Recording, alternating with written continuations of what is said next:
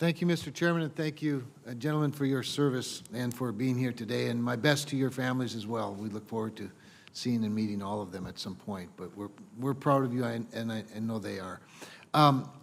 General Brown, I wanted to visit with you a little bit. First of all, thank you for the conversation yesterday, and appreciate the consistency of your answers today. I especially appreciate your commitment to Senator Fisher relating to the nuclear fleet keeping modernization on track, on time, particularly the GBSD. Also to Senator Rounds relating to the bombers. As you know, we have both of those at Minot Air Force Base. In fact, General Goldfein will be in Minot next week. And so we know that's among not only our highest priorities, but the highest priorities as per the National Defense Strategy. One of the things also that I was pleased about was your answer to Senator Rounds relating to the pass-through.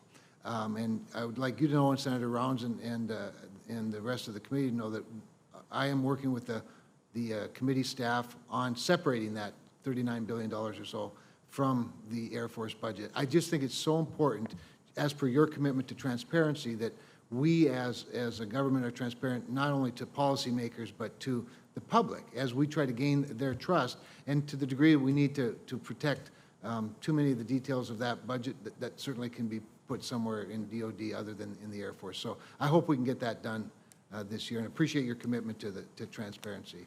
Thank you. With that, one of the things that you talked about, that you and I talked about yesterday that impressed me coming from you was, and it was you who initiated the point about the relationship with academia, the community, as well as the Air Force. And of course, in Grand Forks, we have a wonderful relationship with the University of North Dakota School of Aerospace Sciences there, the Odegaard School, Flight School, as well as UAS program, as well as space. And would love to get you up there as soon as possible to show you all of that when the time is right and we can do it in a safe manner. And would love to get your commitment to that as soon as practical. Yes, Senator. And with that, I'd like to also visit and get your input on something that somebody else brought up earlier related to the Northern Tier and to the Arctic. So when we think of the Arctic, when we think of proximity, with all due respect to the Navy, proximity to those important adversaries, we also think of the importance of the Northern Tier bases, and would love your input on how you might see an Arctic mission that involves Northern Tier Air Force bases. It's the the Northern Tier Air Force bases, the ability to deter, and I watch day to day because of the forces that I have stationed in Alaska in support of NORCOM, NORAD, and the activities they do against the Russians. At the same time, as I look at the Arctic, I also look at the Antarctic, which is also, it was in the Indo-PACOM area responsibility. You start to see competition there.